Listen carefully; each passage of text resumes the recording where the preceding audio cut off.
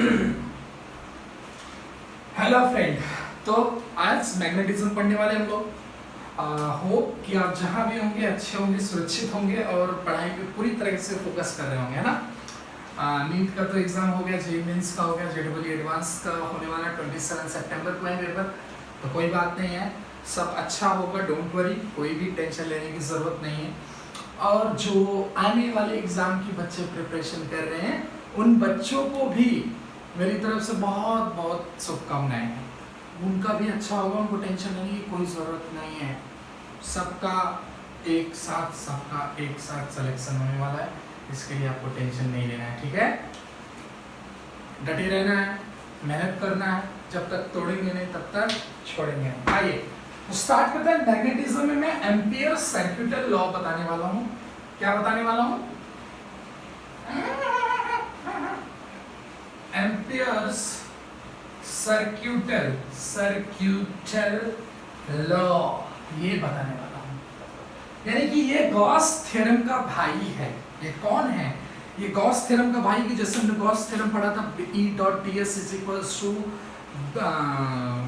Q in divide by epsilon not, है ना। हमने गॉस थ्योरम पढ़ा, तो सेम हम लोग गॉस थ्योरम से ही इसको रिलेट कर सकते हैं। वहां पे गॉस होता है और यहाँ पे एम्पियर सर्क्यूटल लॉ होता है। चलिए, तो हमने कहा कि अच्छी बात है, कोई बात नहीं। तो इसके पहले हम लोग इसको स्टार्ट करने से पहले इसका एनवायरनमेंट देखते हैं। कि हमने कहा कि ऐसे करके करंट ऐसे मान लो कि ये कितना है, नहीं डायरेक्शन अंदर आते, अंदर ये I1 है, यहाँ पे बाहर की तरफ I2 है, यहाँ पे बाहर की तरफ नहीं, बाहर की तरफ I3 है, और इधर अंदर की तरफ I4 है ना। एक करंट और बढ़ा लेते हैं, आपकी मर्जी है।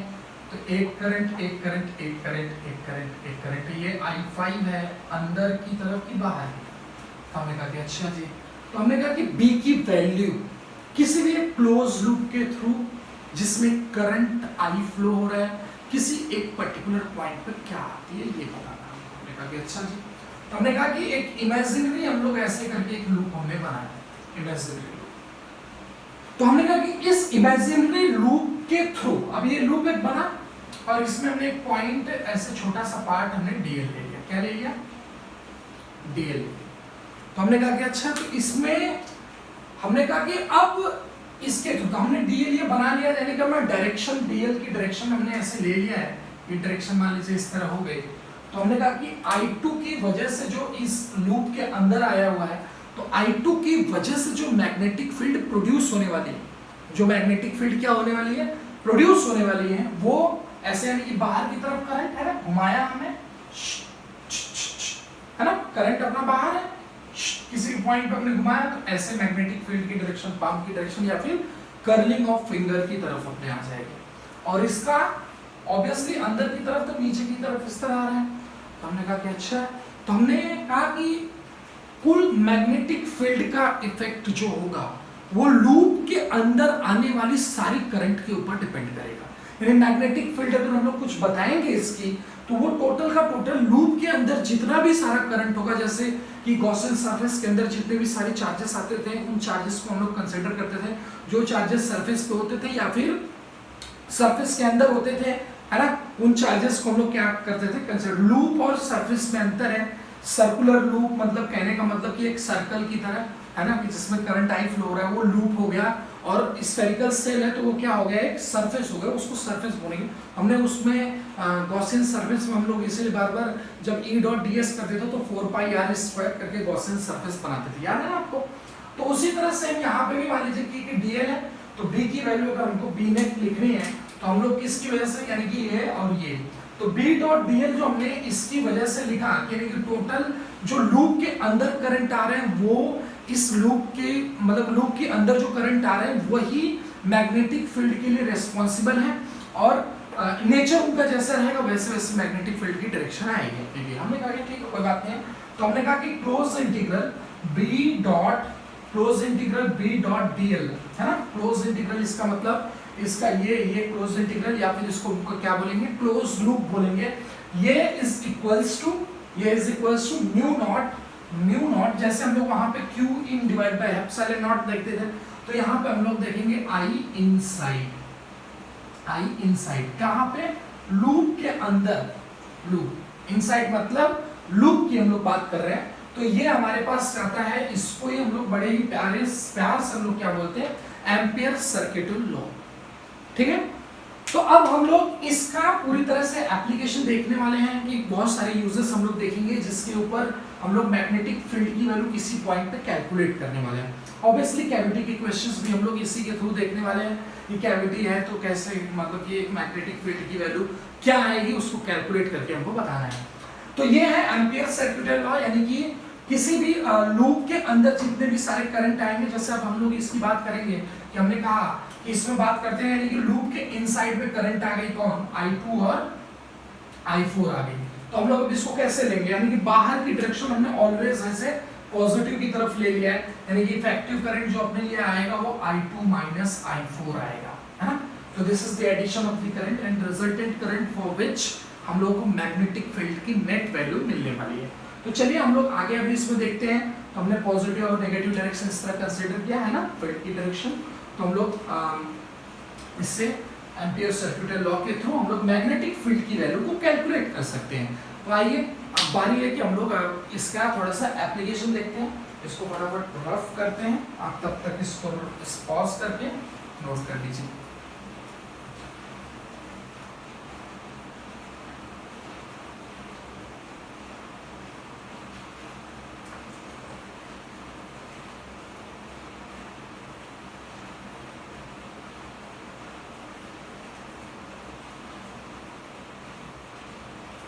चलो जी, तो एम्पियर सर्किट लॉ हम लोग सबसे पहले आते हैं कि हमने कि देखा था कि मान लो कि इनफाइनाइट वायर का रिजल्ट जो है वो थोड़ा सा बच्चों को आसान लगता है कि इसमें आई करंट फ्लो हो रहा है, तो इस पॉइंट पे ये आर है, तो यहाँ पे मैग्नेटिक फील्ड की वैल्यू कैलकुलेट करो। तो फटाक से हम लोग अंदर की तरफ करते थे, यानी कि अंदर की डायरेक्शन में मैग्नेटिक फील्ड की वैल्यू आएगी, डायरेक्शन वैल्यू जो आएगी वो आएगी mu not I divide by 2 pi R.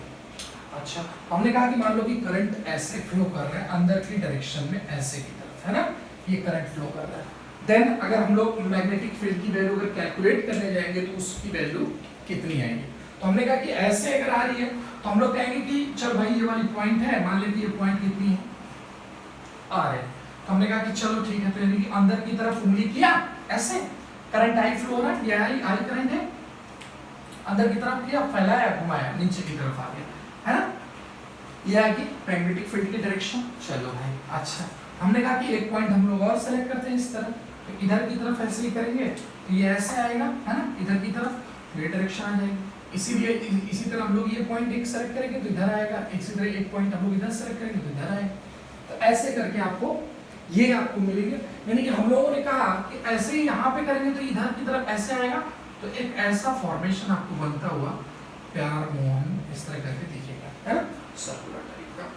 तो हमने कहा कि अच्छा, तो अब हमने कहा कि चलो अच्छा, तो फटाफट एक काम करो कि b डॉट डी एल से आप इसकी वैल्यू बता दो। हमने कहा कि अच्छा ये तो 2 पाई आर का एक घेरा बन रहा है अपने, तो हमने कहा कि चलो तो b डॉट डी एल, अब ये है क्या, क्लोज इंटीग्रल, ये is equals to mu not I inside, है ना, आई इन मतलब आई इनसाइड। अब हमने कहा कि चलो तो b डॉट डी एल मतलब ये क्या आ जाएगा, डी एल 0 से r में इंटीग्रेशन 2 पाई आर में इंटीग्रेशन कर सकते हैं, या फिर dl की वैल्यू हम लोग क्या रख सकते हैं, 2 पाई आर। और ध्यान दें कि हमेशा जैसे कि हमने ऐसे माना है तो हम लोग dl यहाँ पे कहीं पे जाकर कुछ लेते हैं, तो dl और b की वैल्यू, b की जो डायरेक्शन है वो डायरेक्शन में दोनों में क्या एंगल क्या बन रहा है, 0 डिग्री एंगल बन रहा है। इधर ही डायरेक्शन में b है, उस उधरी डायरेक्शन में क्या है, dl है। जैसे कि आप एक जनरल पॉइंट ऐसे ही तो लेके देख सकते हो, तो इसके लिए यहाँ पे b इस तरह आएगा और हम लोग dl भी जो लेंगे वो ऐसे ही लेंगे, क्योंकि ऐसे करके हमने लिया हुआ है ना, फैलाया घुमाया। तो हमने कहा कि चलो ठीक है, तो b dot dl is equals to, हमने ऐसे डायरेक्शन बताया और डायरेक्शन के हिसाब से b डॉट dl यानी b और dl की बीच में जो एंगल है वो कितना है, 0 डिग्री। सो cos 0 की वैल्यू हम लोग लिख नहीं रहे, जो कितनी है 1 है, यानी कि 2 पाई r, है ना, r स्मॉल r है तो स्मॉल r इसको लिखते हैं, और ये आ जाएगी म्यू नॉट आई टोटल अंदर आ गया, टोटल करंट अंदर है तो ये आ जाएगा आई, है ना, तो ये आ जाएगी b की वैल्यू देखिए आ गई mu naught I divide by 2 pi r, है ना। ये वैल्यू देखिए एम्पियर सर्किट लॉ के थ्रू भी ऐसी ही वैल्यू हम लोग कैलकुलेट कर सकते हैं, ठीक है। तो ये है application, this is the application of ampere circuital law. Ampere circuital law का ये एप्लीकेशन है। इस तरह बहुत सारी चीजें हैं, आप देख सकते हो, है ना। अब हम लोग थोड़ा सा सोलेनॉइड के ऊपर भी जा सकते हैं, और भी बहुत सारे कॉन्सेप्ट्स हैं अपने पास, है ना।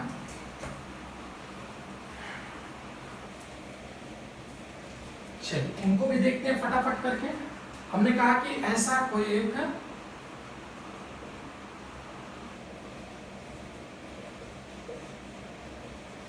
होलो इनफाइनाइट वायर, होलो टाइप का, है ना। तो होलो इनफाइनाइट वायर तो हम लोग सोलेनॉइड की तरह भी इसको देख सकते हैं। अच्छा, सोलेनॉइड और इसमें ज्यादा कोई खास फर्क नहीं रहता। होलो इनफाइनाइट वायर की जो कंडीशन होती है, हमने कहा कि कोई आउटसाइड में इस तरह पॉइंट है ना, जो r डिस्टेंस पर है, ये रेडियस कैपिटल स्मॉल r है, सॉरी कैपिटल R है। तो हम लोगों को ये वैल्यू उसमें दो बार मिलेगी, कि एक बार इनसाइड के लिए, यानी कि क्या होगा, इसमें कंडीशन आएगी जब पॉइंट यहाँ पे रहेगा, यानी कि एक पॉइंट ये है, एक पॉइंट ये है, तो इसमें दो कंडीशन है। एक कंडीशन, पहली वाली कंडीशन क्या है कि जब r ग्रेटर देन r हो, पहली condition, and second condition is what, r lesser than r हो। तो इनसाइड के लिए आपको दिख रहा है कि जो जितने भी करंट है, हम लोग जब लूप बनाएंगे, इसके लिए लूप बनाएंगे, ऐसे करके लूप बनेगा, है ना, ऐसे करके, जिसमें डायरेक्शन की वैल्यू, अब जैसे मान लीजिए कि इधर की करंट बह रहा है, इधर की तरफ करंट बह रहा है, तो अंदर की तरफ जाती हुई फील्ड आएगी ना, करंट की डायरेक्शन में उंगली किया, अंदर की तरफ जाती हुई, फिर हम लोग ऐसे घूमते घूमते घूमते घूमते हम ऐसे एक सर्कल वो बन जाएगा, है ना। तो ऐसे एक लूप वो जनरेट होगा। लेकिन क्या हम ये देख सकते हैं कि जो लूप बनाएंगे, तो लूप के अंदर वाली करंट ही सिर्फ मैग्नेटिक फील्ड के लिए रेस्पॉन्सिबल होती है, बाकी किसी भी करंट से हमको कोई लेना देना नहीं है ना, भूल कर भी ऐसा नहीं करना है आपको। तो जब ये वैल्यू बात होगी, तो इसका मतलब कि जो b की वैल्यू आएगी अपने पास, b की वैल्यू जो आएगी इसके लिए क्या आ जाएगी, 0 आ जाएगी। यानी ग्रेटर देन जब r होगा, यानी कि कैपिटल R से जब r बड़ा होगा, तो उस कंडीशन में b की वैल्यू आएगी। अब वो क्या आएगी आपको तो पता ही है कि क्या आने वाली है। यानी कि आपको क्या करना है कि एक आपको लूप बना लेना है, यानी कि वो वैल्यू इस तरह आएगी। आपको लिखना होगा कि b dot dl is equals to mu not I in की वैल्यू, यानी क्लोज इंटीग्रल। अब इसको हम लोग कैसे लिख सकते हैं, तो dl जो बनेगा, हमेशा dl वो होता है कि जो लूप बनता है उसको हम लोग dl बोलते हैं, न कि आप, यानी कि लूप जो बनेगा वो ऐसे कुछ करके, ऐसे करके 3D में एक लूप क्रिएट होगा, है ना। तो उसके अंदर जो आ रहा है क्या, करंट, वो पूरा का पूरा I करंट जो है हमारा, वो पूरे लूप के अंदर आ जा रहा है। देखो आप, पूरा इसमें करंट इस तरह करके फ्लो कर रहा है, तो पूरा लूप के अंदर करंट आ जा रहा है। हॉलो है, हॉलो है ये हॉलो इनफाइनाइट वायर है। चाहिए तो लिख लीजिए, मैंने बोला था एक्चुअली इनफाइनाइट वायर, है ना। तो हॉलो इनफाइनाइट वायर की वजह से तो दो कंडीशंस, दो पोजीशन हमने लिया, एक इनसाइड लिया, एक आउटसाइड लिया। तो ये वाली कंडीशन में हम लोग ऐसे लिख सकते हैं कि b डॉट 2 पाई r, डॉट तो लेंगे नहीं क्योंकि दोनों के बीच में क्या है, एंगल 0 है। तो 2 पाई r, देखो हमने कैपिटल R लिया, स्मॉल r लिया, तो ये is equals to mu not I, total I अंदर ही है लूप के, तो पूरा I को ले लेंगे हम लोग। तो b की वैल्यू इस कंडीशन में आ जाएगी mu not I divide by 2 pi r, तो ये वैल्यू अपने पास आ रही है। तो इस तरह हम लोग वैल्यूज को कैलकुलेट कर सकते हैं। अब हमने कहा कि एक सोलेनॉइड इस तरह लेते हैं, सोलेनॉइड में हम लोग बीच में भी इस तरह करंट फ्लो होता है, तो उसमें हम लोगों को देखना पड़ेगा कि अब जैसे कि मानिए कि हमने कह दिया कि एक सोलेनॉइड ले लिया, इनफाइनाइट टाइप का सोलेनॉइड ले लिया, है ना। इनफाइनाइट टाइप का हमने क्या किया है, सोलेनॉइड लिया। अब हमको अगर सोलेनॉइड लेना है तो ऐसे करंट ऐसे करके, है ना, इधर करके ऐसे करंट इस तरह फ्लो हो रही है, तो इनसाइड आउटसाइड के लिए आपको कंडीशन इसमें बनानी पड़ेगी। यानी कि R का जब लेंगे तो उसमें ऐसा हमको देखना पड़ेगा कि करंट उसमें कितना फ्लो हो रहा है उस पर्टिकुलर एरिया में। तो हम लोगों को याद है कि हमने आपको करंट डेंसिटी बताया था, जिसकी value J is equals to I by A होती थी, है ना। यानी कि उस पर्टिकुलर एरिया में अगर आपको करंट को पता करना है कि कितना करंट उस पर्टिकुलर एरिया में फ्लो कर रहा है, यानी कि J into A आपको करना, then you will get the current in that particular area. तो सो दैट्स व्हाई आपको, जैसे कि मैंने कहा कि इनसाइड पॉइंट के लिए अगर मैं बोलूं, आउटसाइड पॉइंट के लिए तो फिक्स वैल्यू वही अपने पास आ जाएगी, लेकिन इनसाइड पॉइंट के लिए इस टाइम पे b की वैल्यू 0 नहीं आएगी। अभी इस टाइम पे b की वैल्यू 0 नहीं आएगी। वो b की वैल्यू क्या आएगी वो मैं आपको समझाता हूँ। कि मैंने कहा कि ऐसे फिर एक सर्कुलर टाइप का ऐसे लूप बनेगा 3D में, है ना, जिसका ये डिस्टेंस, ये हमने यहाँ पे लेके भी रखा है, ये डिस्टेंस क्या रहेगा आर रहेगा। तो हमने कहा कि अच्छा ये लूप बनेगा तो हमको आई इन की वैल्यू मिलेगी कि एक्चुअली उस लूप में कितना करंट फ्लो हो रहा है। तो लूप में करंट फ्लो करने के लिए हम लोग क्या करेंगे कि हम लोग आई इन की वैल्यू निकालेंगे। तो आई इन मतलब आई इनसाइड लूप तो is equals to J into area. Area क्या आ जाएगी, पाई आर स्क्वायर आ जाएगी। तो दिस इज आई इन। अब हम लोग यहाँ पे बी की वैल्यू लिख सकते हैं। तो इस पॉइंट के लिए हम लोग बी की वैल्यू लिख सकते हैं। बी इज इक्वल्स टू क्या आ जाएगा, बी डॉट डी आर वही 2 पाई आर, आर नीचे आ जाएगा 2 पाई आर। तो ये आ जाएगा म्यू इन, इनकी वैल्यू यहाँ पे अपने को दी हुई है जो क्या दिख रही है अपने को, J pi R square divide by J pi R square divide by 2 pi R. तो ये पाई से पाई कैंसल, आर से आर कैंसल, तो आंसर आ गया mu naught J R divide by 2। ये बी की वैल्यू आ गई, ठीक है। तो इस तरह करके हम लोग बहुत सारे केसेस देख सकते हैं with the help of ampere circuit law. तो this is the application at front of you at the white board. Thank you for बताने के लिए, कलर है ना। चलिए आगे हम लोग देखते हैं, बहुत सारी कंडीशंस अभी पड़ी हुई है अपने पास। तो हमने कहा कि चलो भाई ठीक है, इतनी सब कुछ बताया तो ग्राफ वगैरह भी हम लोग ड्रॉ कर सकते हैं, कोई उसमें तो बड़ी चीज नहीं है। देखो ग्राफ से कभी घबराना नहीं है। ग्राफ को ड्रॉ करने का ऑलवेज एक तरीका है मेरे पास। जैसे फॉर्मूला आए, जैसे क्या है फॉर्मूला आए, आपको कुछ भी नहीं करना है। जैसे कि मेरे को एक वैल्यू निकालनी है, मान लीजिए। तो मेरे पास फॉर्मूला भी जो आया था वो आया था म्यू नॉट आई, नहीं हाँ, एक आया था formula mu not I divide by 2 pi R करके ये फॉर्मूला आया था। और ये फॉर्मूला तब था कि जब क्या था, ऐसे था, ये कंडीशन हो, ऐसी कंडीशन हो तब भी के लिए चल जाएगा, कोई दिक्कत नहीं। तो हमने कहा कि चलो ठीक है, तो इसके और बी के बीच में अगर हम लोगों को ग्राफ बनाना हो तो ग्राफ कैसे बनेगा। अच्छा तो ग्राफ कैसे बन सकता है, अगर ये कंडीशन है तो इसके लिए ग्राफ, और एक ग्राफ हमको और आप बताइए कि जो अभी हमने जे के टर्म में निकाला था, क्या निकाला था, mu naught J R divide by 2। एक हमने इनफाइनाइट सोलेनोइड के इनसाइड पॉइंट के लिए हम लोग ये वैल्यू निकाले थे। तो हमने कहा अच्छा जी, तो देखो आर की वैल्यू मान लो कि 0 है, आर की वैल्यू क्या है, 0 है। तो बी की वैल्यू क्या आ रही है, इनफाइनाइट है। लेकिन हम ये क्या कह सकते हैं, हम कह सकते हैं कि आर की वैल्यू हम लोग 0 पुट कर सकते हैं इसमें, कि एकदम उसी पॉइंट पर बताना है कि आपको मैग्नेटिक फील्ड की वैल्यू। तो लूप ही कहाँ बन रहा है ना। तो बी की वैल्यू हमने mu not I by 2 pi R जो रखा है। अब हमने कहेंगे कि भाई चलो ठीक है, इसके लिए ग्राफ तो आपको इसको बताना पड़ेगा। जैसे कि इसके लिए ग्राफ बनाना पड़ेगा, बी अगर ये सब कांस्टेंट दे जाए डायरेक्टली प्रोपोर्शनल टू आर आ जाएगा। लेकिन जैसे जैसे आर बढ़ेगा, एक ग्राफ की कंडीशंस जो होती हैं वो ऐसे करके, है ना, तो हमको इसको लिखना रहेगा ये डिपेंड्स टू आर। तो आपको कुछ करना नहीं है इसमें एक्चुअली, है ना। ये देखो आई और 2 पाई बी के लिए इनवर्सली प्रोपोर्शनल टू आर आ रहा है, यानी कि आप ऐसे ही रैंडमली आर की कोई भी वैल्यू एक ले लीजिए, आर की कोई भी वैल्यू एक ले लीजिए। 0 तो आप ले सकते हैं, 0 मत लीजिए, 0 पे पूरा खेल ही खत्म हो जाएगा, है ना। तो आर की वैल्यू अगर 0 मतलब कि वो पॉइंट एकदम बीचों बीच एकदम सेंटर पर आ गई, है ना, तो डिस्टेंस ही नहीं वहां से। अब हमने कहा कि मान लीजिए कि r इक्वल्स टू आर हो गया। अच्छा अगर हम लोग मान लीजिए कि r की वैल्यू इनफाइनाइट कर देते हैं, इनफाइनाइट, तो उस पे क्या होगा, यहाँ पे r की वैल्यू इनफाइनाइट करेंगे तो 0 को टेंड होगा। तो आप ऑलवेज ये देखिए, हमेशा आपको देखने को मिलेगा। अच्छा अगर इसकी वैल्यू हम लोग मान लो कि 1 रखते हैं, फिर 2 रखते हैं, तो b की वैल्यू क्या होती है, घटती जाती है, और वैसे ही इनफाइनाइट तक घटती जाएगी। तो इस टाइप की मैग्नेटिक फील्ड आएगी। आपको r के बीच में बताना, तो r की वैल्यू मान लीजिए कि 1 रखिए, तो b की वैल्यू मान लीजिए कि हम लोग इस कांस्टेंट की वैल्यू कुछ ले लेते हैं, 2 ले लेते हैं मान लीजिए। तो इसकी वैल्यू अगर हमने 1 रखा, इसकी वैल्यू, है ना, हाँ मान लीजिए कि 1 रखा, 1 रख दिया, तो ये आ गया 2, है ना। b की वैल्यू कितनी आ गई, 2 आ गई। तो ग्राफ में बनाना एक्चुअली सिखा रहा हूँ, बहुत लोग ग्राफ को याद करते हैं, तो वो जरूरत नहीं है आपको।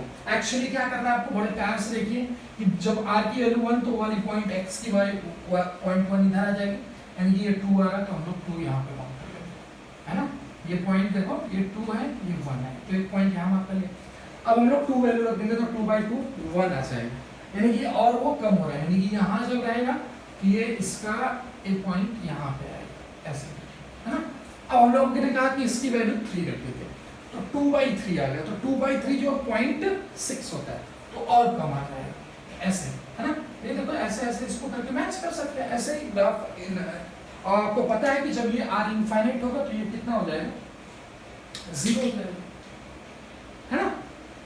तो इस तरह आपको वैल्यूज को कैलकुलेट करनी है और ये है procedure at front of you.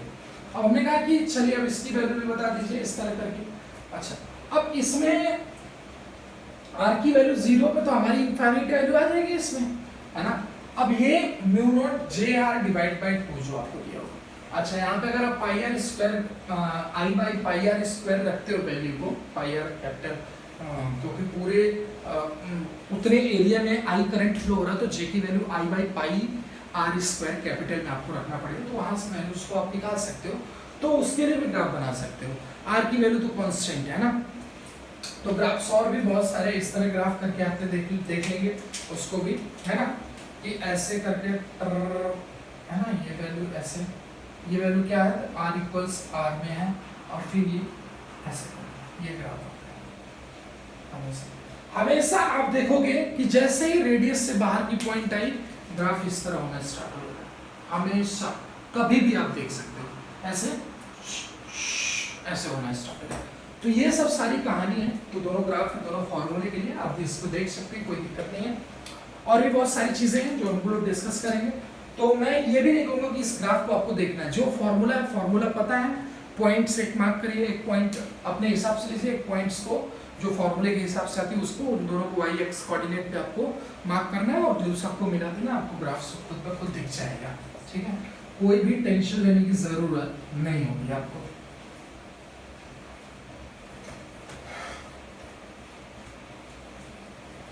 आइए, अब उन्होंने कहा कि चलो बहुत देखा हम लोग, अब कैविटी के टाइप्स के भी देखते हैं थोड़े से, कैविटी के क्वेश्चंस कैसे बनते हैं ना। तो कैविटी आ जाइए, दांतों में सड़न हो गई है, हाँ। तो हमने कहा कि ऐसे है, मान लीजिए कि क्या है, सिलेंडर है, सिलेंडर इस तरह अंदर की तरफ, और करंट इसमें इस तरह अंदर की तरफ क्या कर रही है,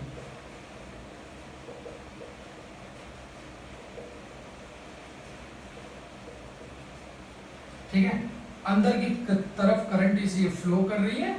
ये रेडियस जो है हम इसको 2r ले लेते हैं, कितना ले लेते हैं 2r, और यहां पे हम लोग एक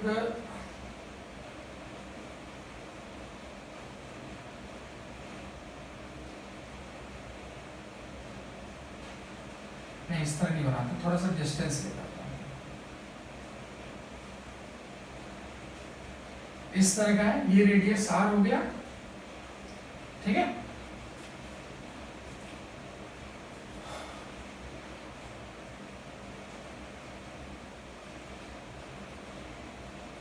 तो इसको भी एक काम करते हैं, अगर ये r रेडियस होगा तो ये 4r लेते हैं, और इस डिस्टेंस को हम लोग 2r लेते हैं, मतलब इसके सेंटर से सेंटर के बीच की डिस्टेंस जो है वो 2r है। और ये क्या है, कैविटी, कैविटी एक पॉइंट है, हम लोग ऐसे पॉइंट करके लेते हैं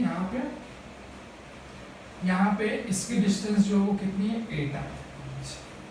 सो हमने ऐसे लिया है इवन नंबर में कि ताकि वो थोड़ा सा मतलब कैलकुलेशन आसान रहे, दैट्स इट, और कोई मतलब नहीं।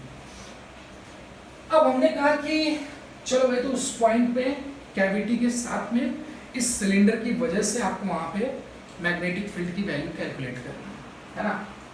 तो क्या होगी मैग्नेटिक फील्ड की वैल्यू, बहुत गर्मी हो रही है ना, ओके। तो मैग्नेटिक फील्ड अभी हमको कैलकुलेट करना है इस पॉइंट पे ड्यू टू दिस। तो हम लोगों को क्या करना है, देखो सिंपल फंडा आपको बताते हैं कि ये जो है पूरे की वजह से हम लोग मैग्नेटिक फील्ड यहां पे निकालेंगे, किसकी वजह से, लेकिन हमने एक्स्ट्रा कैलकुलेट कर दिया इसको, और इसको हम लोग क्या करना पड़ेगा, माइनस।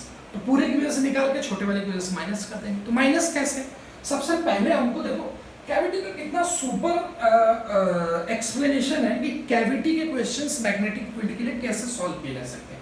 मैं समझाता हूँ कि हमने कहा कि इस पॉइंट से 8r डिस्टेंस पे आपको magnetic field due to this cylinder जिसमें करंट अंदर की तरफ फ्लो कर रहा है, तो हमने कहा कि घुसाया, फैलाया, घुमाया, यानी कि नीचे की तरफ अंदर की तरफ करंट फ्लो हो रहा है। तो यहाँ पे मान लीजिए कि इसके थ्रू B1 मैग्नेटिक फील्ड आ रही है, तो हमने एक्स्ट्रा कैलकुलेट किया है किसकी वजह से, तो क्या होना चाहिए माइनस। तो कैसे हो सकता है, तो हमने कहा कि अगर सर ऊपर हम लोग कुछ एक B2 मैग्नेटिक फील्ड प्रोड्यूस कर दें तो हम लोग उसको माइनस कर सकते हैं, और वो B2 किसकी वजह से आना चाहिए, इसकी वजह से आना चाहिए, तो हमारा काम बन जाएगा। तो हमने कहा बिल्कुल सही। तो B2 हमने देखा कि कब आ सकता है, कि क्या हम ऐसे उंगली करके फैलाएंगे तो ऊपर की तरफ आ रहा है, हाँ, इसका मतलब हम लोग कहेंगे कि J और माइनस J लेके काम कर सकते हैं। हमने आपको J सिखाया था, तो J is equals to I/A होता है, यानी कि एक बार करंट क्या अंदर, तो एक बार करंट बाहर की तरफ होगी, तो इसकी वजह से इधर की तरफ करंट आने वाला है ना, मैग्नेटिक फील्ड की डायरेक्शन तक ऊपर आएगी, तो हम लोग इसको इस तरह लिख सकते हैं। तो हमने अभी डायरेक्शन बता दिया, अब सिर्फ मैग्नीट्यूड के ऊपर ध्यान देना है। तो दोनों पॉइंट सिलेंडर से बाहर है, तो B डॉट dl कैसे लगता है इसको हमको देखना है, आइए देखते हैं। तो हमने कहा कि close integral B dot dl, तो B ही तो बताना है, और वो क्या है, ये B1 है, एक B1 एक B2, ओके। तो B1 डॉट dl मतलब क्या, लूप, तो लूप कितने का बन रहा है, 8r का लूप बन रहा है, 8r का, है ना, तो 2 pi into 8r, B1 2 pi into 8r, हमने कहा कि is equals to mu not I in का मतलब क्या होता है, आई मतलब इनसाइड लूप कि कितना करंट है, तो हमने कहा कि टोटल करंट तो आई फ्लो हो रही है, और वो 8r के तो अंदर ही है, क्योंकि इसकी रेडियस तो कितनी है, 4r है, तो हमने कहा कि ठीक है, तो वो आई मतलब कि टोटल हो गया, लेकिन उसको हमको किसके फॉर्म में लिखना है, J और माइनस J से हम लोग कैविटी के क्वेश्चन करने वाले हैं। तो क्या लिखेंगे, आई अगर पूरा है तो एरिया भी पूरा ले लेंगे, क्या करना है, तो एरिया हमारे पास इसकी क्या 4 पाई r स्क्वायर, यानी कि पाई 4r का होल स्क्वायर, तो J इंटू पाई 4r का होल स्क्वायर है ना, ये ब्रैकेट तो अननेसेसरी, हाँ ये आ गया। तो हमने कहा कि चलो, तो B1 डायरेक्शन बता दिया पहले, डायरेक्शन के ऊपर चर्चा नहीं होगी, तो B1 इज इक्वल्स टू पाई से पाई निपट जाएगा, है ना, ये 8 टू 16 और ये 16, तो 16 कैंसल, तो B1 की वैल्यू हमारे सामने जो आ रही है वो कितनी आ रही है, mu naught J into R आ रही है, R से R भी कैंसिल हो जाएगा, यहाँ पे आपको दिख रहा होगा कि R से R भी हमारे साथ उड़ रहे हैं, तो उसको भी हम लोग क्या करेंगे, उड़ा देंगे फटाक से। तो mu naught J into R, ये वैल्यू आएगा, तो B1 की। अब B2 हम लोग साथ साथ में कैलकुलेट करेंगे, तो इसी तरह उसके लिए भी, क्योंकि वो पॉइंट बाहर है, तो B2 डॉट 2 पाई, इसके लिए भी लूप बनेगा, लेकिन ये लूप इनके सेंटर से पूरा ये 8 आ रहा है, तो ये सेंटर से 2 आ रहा है, तो ये डिस्टेंस बची हुई कितनी आ जाएगी, 6 आ जाएगी, तो 2 pi 6r is equals to mu not I फिर से बात फंसी, तो आई मतलब कि हम लोगों को इसकी बात करनी है, उसकी एरिया कितनी है, उसका रेडियस है r, यानी कि कितना पाई r स्क्वायर, और माइनस में हमने लेकर ही, या फिर बाहर की डायरेक्शन में लेकर ही ऊपर की तरफ हमने कर दी, ये वैल्यू आएगी म्यू नॉट आई, यानी कि J इंटू पाई r स्क्वायर, J इंटू पाई r स्क्वायर, ये आ जाएगी। तो फिर से आपको दिख रहा है कि यहाँ से पाई निपट जाएगा, r से एक r निपट जाएगा, तो B2 की वैल्यू जो आएगी अपने पास, तो B2 कितना आ जाएगा, तो B2 is equals to mu not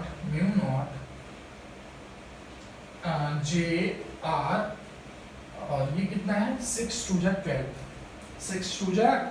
12, और ये अपने पास कितना आ रहा था, ये 8 2 जा 16 4r का स्क्वायर, यानी कि 16 कैंसल, हाँ सही करेक्ट है, 8 2 जा 16 4 16, ठीक है, ये आ जाएगा 12, नीचे कर देंगे हम लोग इसको 12, तो ये B2 आ गया, तो B1 minus B2 is the B net, तो B net is equals to B1 minus B2, है ना।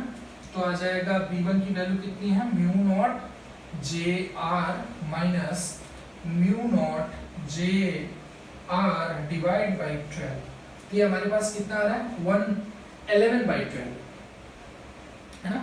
12 माइनस 1 11/12, यानी कि बी नेट की वैल्यू कितनी आ जाएगी, mu not JR 11 divide by 12। This is the B net. तो हमने माइनस जे और प्लस जे के हिसाब से ऐसे किया। माइनस जे प्लस जे के हिसाब से हमने पहले ही वो जो इफेक्ट आता है उसकी वजह से वो डायरेक्शन हमने पहले ऊपर की तरफ मेंशन कर दिया। So no need to minus right minus and plus once again, है ना। तो ये कंडीशन है कैविटी की, है ना। वीडियो ज्यादा लंबी तो नहीं हुई। ओके, तो हम लोग और भी कॉन्सेप्ट इसके ऊपर देख सकते हैं। अभी हमने देखा कि जो पॉइंट आई वो पॉइंट किधर की तरफ आई, वो इनसाइड आई, सॉरी अरे पॉइंट वो किधर की थी, आउटसाइड थी। तो अब हम लोग क्या करेंगे, अब हम लोग देखेंगे कि एक पॉइंट अंदर एक पॉइंट बाहर, किसके लिए, कैविटी के लिए।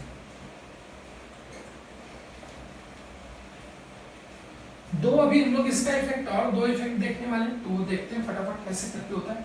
तो हमने कहा कि अगर पॉइंट यहां से हम लोग ले लेते हैं, ऐसी डिस्टेंस लेते हैं कि जो कटे, है ना, इस तरह का, तो वो हमने मान लिया कि 2r डिस्टेंस पर होगी। कितनी होगी, 2r डिस्टेंस पर। यहाँ पे आपको यहाँ पे बताना है कि मैग्नेटिक फील्ड की वैल्यू कितनी होगी विद कैविटी। तो हमने कहा कि अच्छी बात, तो हमने कहा कि चलो तो ठीक है, फिर से वही काम। इसकी वजह से, ये बड़ा वाले की वजह से वो पॉइंट उसके लिए अंदर है, लेकिन इस कैविटी की वजह से इस सिलेंडर जो ये पूरा सिलेंडर है, इसकी वजह, इसके लिए ये पॉइंट अंदर है, इसके लिए ये पॉइंट बाहर है। तो यानी कि झोल किसमें है, इसमें लिखने। तो फिर से हम लोग कहेंगे कि भाई इसकी वजह से ऐसे है, तो अंदर ऊपर की तरफ आ जाएगी मैग्नेटिक फील्ड। यानी कि हम लोग B1 की वैल्यू जो इस पॉइंट पे लेने वाले हैं वो इधर की तरफ लेने वाले हैं, और आपको पता ही है कि फलस्वरूप B2 नीचे आ जाएगा। तो B1 B2 फिर से लिख देंगे, यानी कि B नेट की वैल्यू फिर से अपने पास क्या आ जाएगी, B net is equals to B1 minus B2 आ जाएगी। इसमें तो आपको बताने की जरूरत नहीं है, तो आप पहले से समझदार, बहुत समझदार हो, है ना, तो समझ चुके हो। अब मैंने कहा कि देखो एडवांस लेवल पे चर्चा हो रही है। अभी मैंने कहा कि चलो ठीक है, आसान है, फिर से माइनस जे प्लस जे वाली कंडीशन कि एक की वजह से अंदर है तो हमने एक्स्ट्रा कैलकुलेट कर दिया, तो दूसरे की वजह से बाहर कर देंगे। मैग्नेटिक फील्ड की डायरेक्शन अपोजिट आ जाएगी, सो दैट्स व्हाई उसका इफेक्ट हमने जो एक्स्ट्रा कैलकुलेट किया था, जिसकी वजह से नहीं चाहिए था, वो क्या हो गया, कैंसिल हो गया। तो हमने कहा कि चलो ठीक है, तो B1 की वैल्यू हम लोग पहले कैलकुलेट करेंगे। तो हम लोग लिखेंगे B डॉट DL, यानी B1 डॉट DL। अब डॉट DL मतलब कि ये अब लूप जो बनेगा वो ऐसा कुछ लूप बनेगा जो कितने का होगा, 2r का, 2r रेडियस का लूप बनेगा। तो उसको लिखेंगे 2 पाई इंटू 2r। अब करंट जो लिखना है वो इतने एरिया में, यानी कि उतने के लूप में कितना करंट है। तो J मतलब कि करंट डेंसिटी तो इसी दिन के लिए लिखे थे, कि बाहर के लिए तो हम I भी लिख सकते थे, कोई दिक्कत नहीं, लेकिन इसी दिन के लिए हम लोगों ने करंट डेंसिटी का यूज किया, तो वो आ जाएगा म्यू नॉट J एरिया कितना है, पाई इंटू 2r स्क्वायर, है ना। तो पाई इंटू 2r का होल स्क्वायर, ये हमारे लिए आया। तो हमने कहा कि B1 की वैल्यू यहाँ से पाई कैंसिल, 2 2 4 और ये 2 2 4 पूरा कैंसिल, ये इधर से ऊपर से ये कैंसिल। तो आपको दिख रही होगी कि वैल्यू जो आ रही है वो कितनी आ रही है, B1 की वैल्यू आ रही है म्यू नॉट J, R से R कैंसिल, पाई से पाई कैंसिल, तो ये फिर से ये आ रही है। ऐसी पॉइंट हमने सेलेक्ट की कि हमारे पास वैल्यू यही आ रही है, वो वैल्यू हमारा पीछा नहीं छोड़ रही। चलो कोई बात नहीं है। अच्छा जी, तो 2r का स्क्वायर किया, क्योंकि उतने एरिया में हमको करंट चाहिए था, तो हमको I इन का मतलब यही होता है कि लूप के अंदर कितना करंट है। तो लूप की पर्टिकुलर एरिया में हमको डेंसिटी ऑफ करंट है, तो यानी कि डेंसिटी ऑफ करंट से हम लोग पता कर सकते हैं कि उस लूप में कितना करंट है। तो उस लूप का area pi into 2r square कर दिया। अब हमारे लिए हमने कहा कि B2 भी लगे हाथ कैलकुलेट करो सर, तो यहाँ पे ऐसे, तो B2 भी हम लोग कैलकुलेट करेंगे। तो B2 डॉट बी एल। तो ये वाली पॉइंट जिसके लिए अभी भी बाहर है तो उसकी डिस्टेंस आपको दिख रही होगी, ये सेंटर से 2r और ये 2r, तो टोटल 4r डिस्टेंस। तो b2 इंटू 2 पाई 4r है ना, इसको इसलिए ब्रैकेट में कर रहे हैं कि आपको दिखे कि 2 पाई r हमने क्या लिया है डिस्टेंस, तो ब्रैकेट में इसीलिए हम लोग बनाते जा रहे हैं। अब हमने कहा कि आगे म्यू नॉट आई अभी भी वही है इसके लिए, क्या इसका पूरा पाई आर स्क्वायर है ना, तो आ जाएगा j into pi R square, ये आएगा है ना। तो पाई से पाई तो निपट जाएगा और r से एक r भी निपट जाएगा और ये 4 2 से 8 बनेगा, तो mu naught j r divide by 8 बनेगा।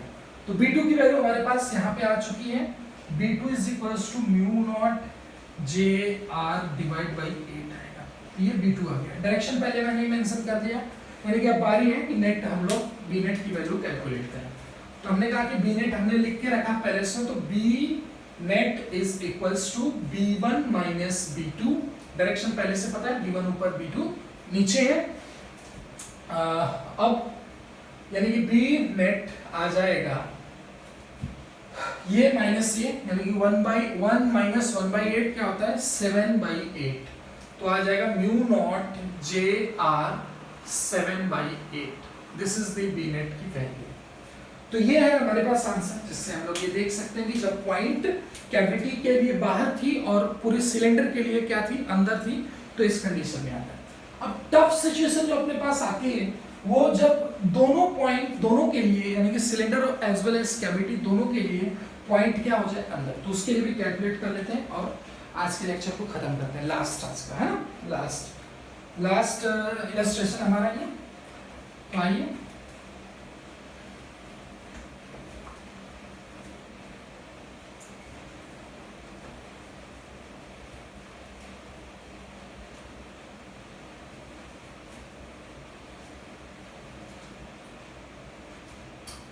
तो हमने कहा कि हम लोगों ने यहाँ पे पॉइंट ऐसे कुछ पॉइंट ले लेते हैं कि इसके सेंटर से R1 और इसके सेंटर से R2। तो इसका फोटो एक बाहर बनाते हैं इधर की तरफ, इधर की तरफ ऐसे है, ये है R1 और ये है R2, यहाँ से अपने ठीक है। और ये डिस्टेंस तो आपको पता है कितना है, कि दोनों के सेंटर से जो डिस्टेंस है वो कितनी है 2r है। कितनी भाई 2r है बस। तो हमने कहा कि एंगल्स होंगे, तो हमने ले लिया कि ये θ1 है और ये कितना है θ2, और ये कितना है r1 है और ये कितना है r2। ये ऐसे डिस्टेंस इधर की तरफ ऐसे करके आया है, तो सही बात है ना। ये सेंटर उंगली फैलाया घुमाया, नीचे की तरफ मैग्नेटिक फील्ड आ जाएगी। यानी कि अब हम लोग रिजल्टेंट जो मैग्नेटिक फील्ड आएगी, हम लोग ऐसे इसको देखते हैं, तो ये एक ऐसे की तरफ आएगी, एक ऐसे की तरफ आएगी। यानी कि B1 ये हो गया, B2 ये हो गया है ना। B2 के लिए हम लोग बाहर की तरफ करंट ऐसे मान के चलेंगे, डायरेक्शन उसके अपोजिट आनी चाहिए, तभी तो उसका इफेक्ट हम लोग क्या कर पाएंगे, खत्म कर पाएंगे। तो ये इधर की तरफ ये B2 आ जाएगी है ना। अब आपको पता है कि दिस इज θ1 है ना, 90 θ1, तो ये वाला एंगल कितना होगा, तो θ2 θ1 है ना, एंगल जो होंगे वो क्या आ जाएंगे, तो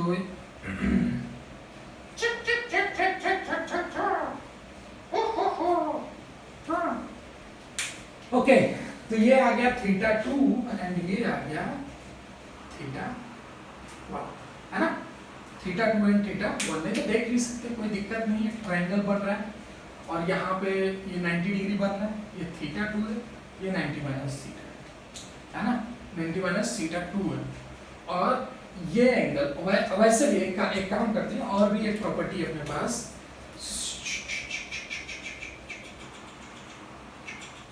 है ना, तो इससे भी हम लोग देख सकते हैं कि क्या इसमें बनने वाला है। तो θ1 θ2 आपको मिल जाएगा अल्टरनेट से भी, ठीक है। तो ये आ गया θ2 एंड ये आ गया θ1। तो ये हमारे पास कंडीशन दिख रही है और ये हियर इज द इसका डायग्राम। तो B1 B2 पहले लिख लेते हैं, B1 B2 क्या होगा। तो B नेट हमारे पास जो आने वाला है वो तो मैं आपको बताऊंगा ही, दिल थाम के बैठिए उसके लिए। पहले हम लोग लिखेंगे B1 एंड B2, दोनों के लिए इनसाइड है, दोनों के डिस्टेंस पता है, दोनों के लिए एक एक लूप बनेंगे, तो फटाफट लिख लेंगे। तो b1 डॉट dl, dl क्या आ जाएगा 2 पाई r1, क्या आ जाएगा 2 पाई r1 और is equals to mu not I inside उसमें यानी पाई r1 स्क्वायर, क्या आ जाएगा j इंटू पाई r1 स्क्वायर, ये आ गया। तो b1 यहाँ से टर कट जाएंगे, ये पाई से पाई कट जाएंगे, तो b1 की वैल्यू जो आएगी अपने पास वो आएगी mu not j r divide by 2, mu naught j r1 divide by 2, और इसी तरह b2 आ जाएगा mu not j r2 divide by 2, है ना, j j j j। तो ये वैल्यू आ जाएंगे। तो हमने कहा कि ये है हमारा वेक्टर, ये वेक्टर्स है, तो इसको हमें रिजॉल्व करना पड़ेगा। तो हमने कहा कि ठीक है, तो इधर की तरफ वेक्टर, इधर की तरफ वेक्टर, दोनों की तरफ वेक्टर्स आएंगे। तो ये डायरेक्शन में अपने पास जो वेक्टर आएगा वो आ जाएगा b1 sin थीटा 1 और ये आ जाएगा b2 sin थीटा 2। चलेगा, आगे आते हैं हम लोग। हमने कहा कि इधर भी आएगा और वो आएगा b1 cos theta 1 plus b2 cos theta 2।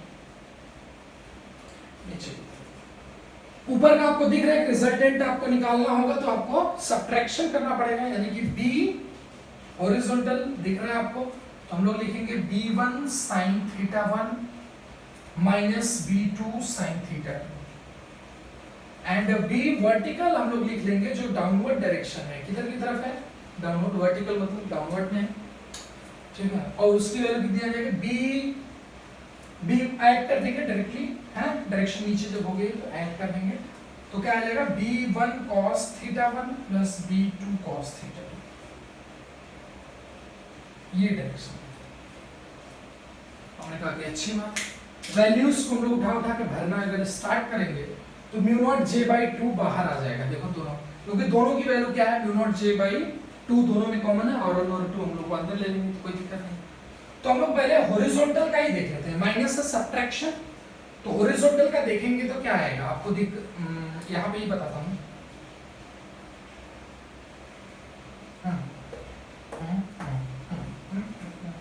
Horizontal का नहीं, पहले किसका बताया, पहले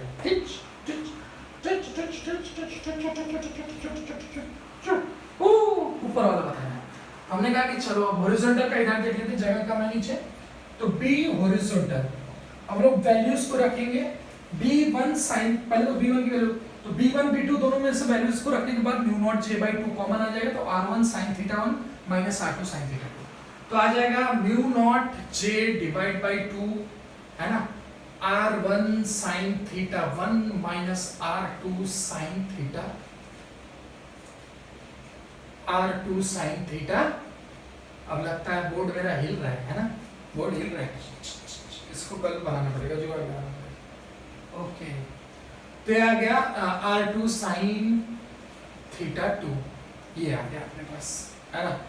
और आप यहाँ पे आएंगे तो देखेंगे कि ये जो डिस्टेंस आ रही है अपने पास, तो यहाँ से b हॉरिजॉन्टल जो अपने पास आएगा वो 0 आ रहा है, देखो ध्यान से, r1 sin theta 1 r2 sin theta 2, वो डिस्टेंस क्या है, ये देखो, ये r2 cos theta 2 r1 cos theta 1, और ये डिस्टेंस मिलके 2r हो जाएगी।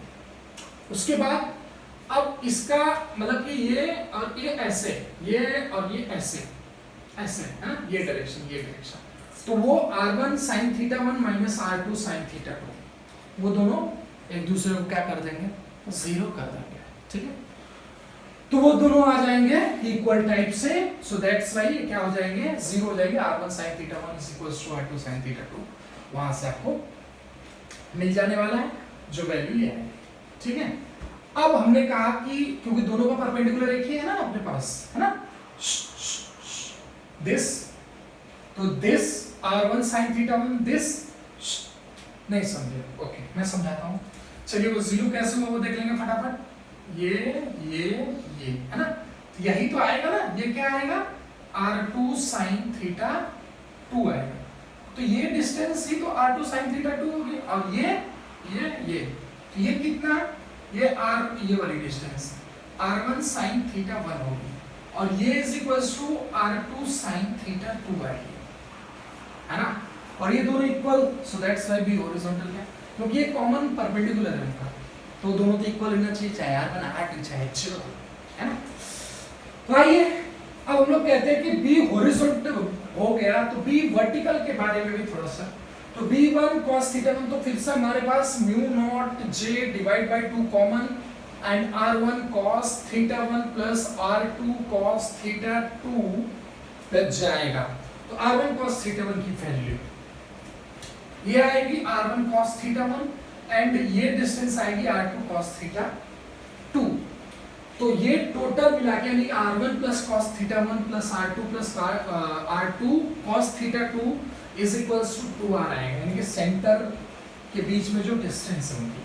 तो हमने कहा कि अच्छी बात है, तो हमने कहा कि b वर्टिकल की जो वैल्यू आ रही है वो mu naught j divide by 2 तो है ही, लेकिन अभी हमारे पास क्या आ गया, डिस्टेंस बिटवीन द सेंटर्स। तो this is the magnetic field resultant b net की वैल्यू जो हमारे पास b हॉरिजॉन्टल b इसमें आई, यानी कि सिर्फ वर्टिकल डायरेक्शन में आएगी, यानी कि इस पॉइंट पे जो वैल्यू आएगी वो इधर की तरफ आएगी, ये डायरेक्शन होगा, ये डायरेक्शन होगा, ठीक है, जिसकी वैल्यू ये होगी। ये हमारे लिए आंसर आया है। तो बस आज के लेक्चर में इतना ही एम्पियर सर्किट लॉ में, और भी आगे हम लोग आगे लेक्चर में बताएंगे कैविटीज में, ये हमने पढ़ा। अभी हमको टोरॉइड भी पढ़ना था, लेकिन वीडियो ज्यादा लंबी बन चुकी है। ओके, तो टोरॉइड भी इसी तरह होता है, टोरॉइड में भी कुछ खास नहीं होता, बहुत ही नॉर्मल चीज होती है। टोरॉइड को बनाना है, घुमाना है, ऐसे ही करके कंडीशंस है उसमें। तो रहने देते हैं, आज के लिए इतना ही। मिलते हैं नेक्स्ट वीडियो में नेक्स्ट कॉन्सेप्ट के साथ, जो बहुत ही इंटरेस्टिंग आपके लिए होने वाले हैं, ठीक है। तो आगे वाली वीडियो में मिलते हैं। खूब पढ़ो और IIT निकालो, अपना नाम रोशन करो, अपने माँ बाप का नाम रोशन करो, अपना भविष्य एक उज्जवल भविष्य बनाओ,